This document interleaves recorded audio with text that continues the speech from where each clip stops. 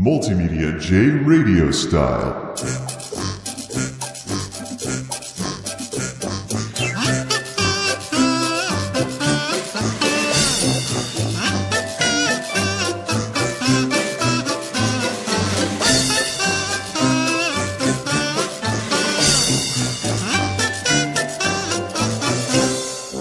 What is up, everybody? This is MultimediaJay radio style, and obviously we're talking about Mists of Pandaria.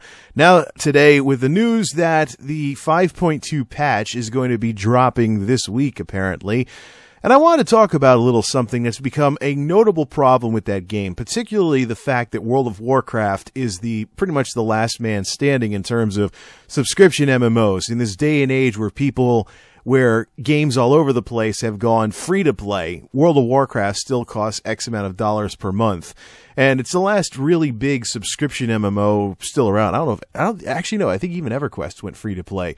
But free to play is obviously the way it works, and I guess the Farmville model of letting people play the game and then getting people to buy digital goods and stuff like that has proven to be better in the long run for every other game out there. So Warcraft's kind of like the last game remaining that still uses the old model, probably because it was the most successful with the old model. So the very inertia of the game until they lose a few million more subscribers is going to give Blizzard all the reason in the world to keep the game subscription-based, because, I mean, if people are forking over money for the game, even in the numbers there still are, what's the point? And why even make any changes? The money's already there.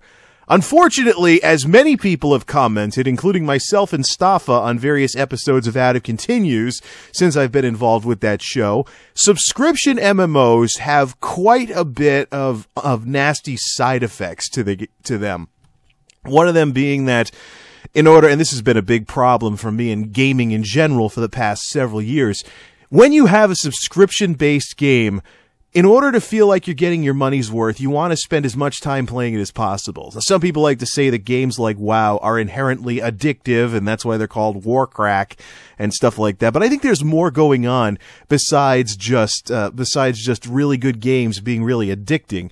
I also think that there's an element of there's also an element of feeling like you gotta play as much as possible because you paid for a month's worth of game time and you want to use as much of that as possible.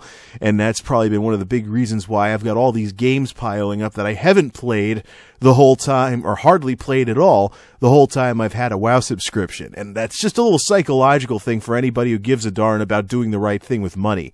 Another nasty side effect, which will be the focus of this radio style segment, is what I like to call the patch mentality. Now, 5.2 is one of those patches, one of those big patches, where a lot of classes get buffed, new raid content comes out. It's like, hey, cool, this is one of the big content-loaded, adjustment-loaded patches that makes games like this worth subscribing to because you get regular content on a regular basis. In this case, new raids, new dungeons, and changes to the classes, including some more fixes to Mistweavers that encourage more combat healing instead of just standing in the back spamming regular heals like any other healer in the game, which I still don't get. Although it was partially understandable that people would stand in the back and heal as normal, because mana-wise it wasn't really worth it too much in most cases to go fight as a monk. So hopefully fighting becomes a lot more viable for Mistweavers in 5.2. They've tweaked things since the last time I did things in the PTR, as I figured they would, because when Mistweavers can do more damage than Windwalkers, yeah, change something up there. Mistweavers should be doing like tank DPS, same with the rest of the healers too. Actually, my own personal feelings on that are that it should go in order of damage done. DPS should be first, followed by healers, then tanks. The reason why I think healers should be, except in the case of the monk, the reason why I think healers should do more damage than tanks is because they're targeted a lot. There's actually a mod for PvP called Healers Must Die or something like that actually lights up all the healers so you can explicitly target them. And secondly, in the case of a traditional healer, until we started having things like the Discipline Priest and stuff like that, in many cases healers have to stop healing to do any token damage whatsoever. So if you have to stop doing what it is you're doing in order to fight somebody off, you might as well be doing a decent amount of damage to actually be able to put up a fight. But up to this point, that idea has never crossed Blizzard's mind. And I guess I'm glad they're doing it with monks now. I think they should do it with disciplined priests next. They already have it with holy priests. So maybe if resto druids and resto shamans can be brought on board, this whole issue can finally be over and done with. Anyways, about the patch mentality. Patch mentality is something that happens when you've got a big patch like this coming out, and suddenly the live game becomes really, really boring to the point where you don't want to play. Now, the PTR, I'm thinking nowadays, is probably something like a Band-Aid, where when someone really doesn't feel motivated to play the live game and aka keep their subscription going, because unless you buy one of those bulk discount package thingies and stuff like that, you're basically paying $15 a month, you can just cancel your subscription and come back when the patch comes out. So I think the PTR is really kind of like, besides being a test realm, I really don't think a lot of people use the PTR for real testing. I think a lot of them are just like, hey, cool, new toy with the changes and stuff like that. Plus, if there are changes that get reverted, like stuff that makes people overpowered, like the 302 PTR with Ret Paladins, it's kind of like a great way to have a lot of fun until the whole God mode thing gets boring, as it inevitably does.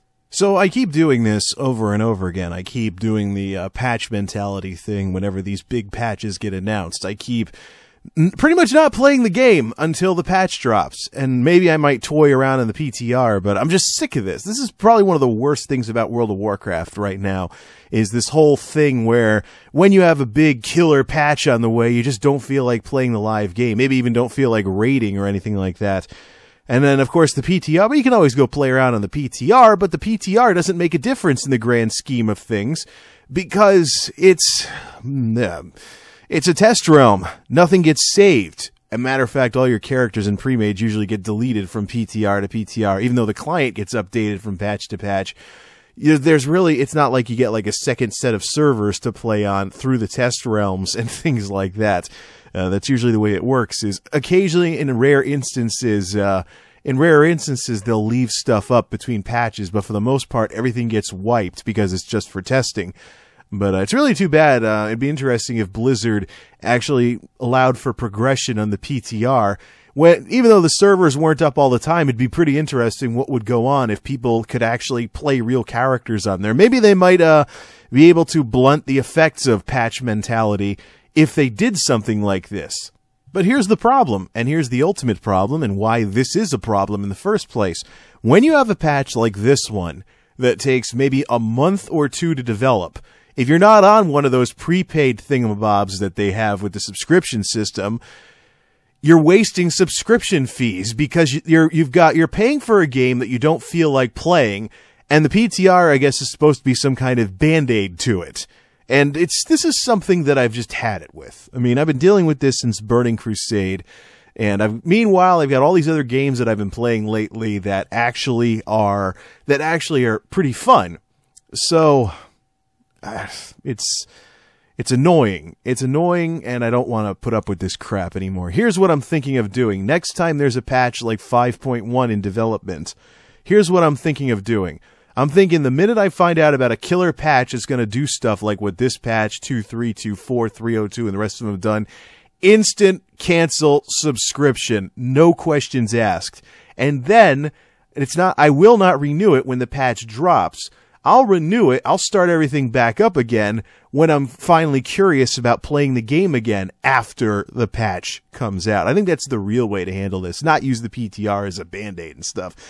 The reason why I didn't do that this time is because I actually wanted to do some videos comparing like token damage for healers with pre-mades on the PTR, but I never got around to it. Basically, that's where I got the stuff I said earlier about how holy priests are able to do a decent amount of token damage in groups when they switch to chakra smite mode. And we got stuff like the token damage of disciplined priests, token damage of Mistweaver monks, and everything else. And yeah, the Resto anything right now is way, way, way behind. Even Paladins are ahead of them. Holy Paladins doing the Shockedin thing with Holy Shock, Denounce, and the Glyph of Harsh Words. Even Paladins are ahead of all the Restos at this point. Resto Druids continue to be dead last, as they've always been. It's really a shame. I guess it might be like a flavor thing that Resto Druid, tree growing and stuff like that, wouldn't be able to throw it around anything but weak wraths that don't hardly do anything. But that's the thing. And that's where I got the thing from, too, as I was playing around with pre-mades on the PTR. I've actually got a set of characters that I keep remaking every time PTRs come up. I use the same names, same looks and stuff like that, and I use them for testing and things like that. But I didn't get around to it this go-round. Maybe next time I'll do some comparisons and stuff like that. But other than things like videos, I think this is going to be it for me in the PTR.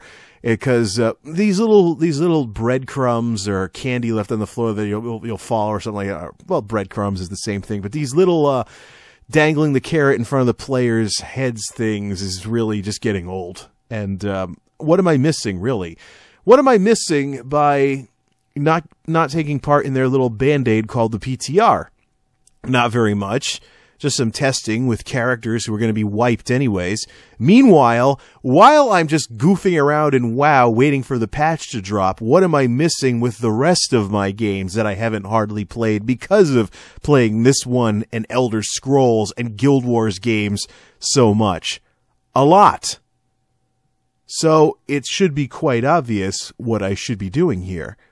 So I think videos will be the one and only reason why I take part in the PTR from this point forward. Plus, it looks like the PTR videos that I did last time playing around with these changes have gotten pretty popular anyway, so obviously I should do that, and that's what I think I'm going to do. Is maybe check token healing, token damage from healers and tanks or something like that. But other than that, yeah, I really think this whole patch mentality thing should be combated, so to speak, by canceling the subscription. It's not like I can't just type new payment information in and pick everything up anyways, but and it might be the case too that I in a Freudian kind of way expose my own burnout with the game by not going back very quickly. I mean, last time I took a break from this game at the end of Cataclysm to after Mists launched, it was actually the longest break from the game that I'd ever taken. And I was out of the game so long that Blizzard locked my account out when I tried logging back in because they thought someone was trying to hack it. And I had to verify that I really was who I am and stuff like that. And so, yeah, patch mentality. It's a problem. There are ways of dealing with it. And I think next time I'm going to deal with them. Enjoy the screen. I hope you've enjoyed the screenshot of my Moonkin zipping around on the motorcycle. The whole Moonkins on motorcycles thing I still find hilarious, especially if you have the Moonkin hatchling pet. So it's kind of like, hey, little Moonkin, follow Big Moonkin as he zips around on his motorcycle. So, anyways, I just want to talk about this problem with the patch dropping this week. As far as World of Warcraft goes, I think I'm really going to keep doing what I've already been doing after the patch drops. If I don't outright cancel altogether because I'm like, yay, changes, okay, let's play something else. I think what I'm going to do is continue what I've been doing since the launch of Mists, with things like Raid Finder and myself not finding a really good friend guild to join. The only guilds are something else altogether these days. They're just basically everybody joins the level 25 guilds to mooch the perks, and nobody really gives a crap. It's not like before where you could have in-game friends in your guild and really close ties with the folks you raided and ran dungeons with. But since the last group of people that I did that with are long gone, they left the server a long time ago, World of Warcraft's become little more than a curiosity. Like, oh, let's see how WoW's doing and stuff like that. Buy like a month's worth of time and mess around for whatever. And but at some point you got to consider the whole subscription thing and the patch mentality and what it does. And stop sending Blizzard all this free money. And that'll be that. With that, as they say. Till next time, this is MultimediaJay signing off. Thanks for listening, and thanks for stopping by.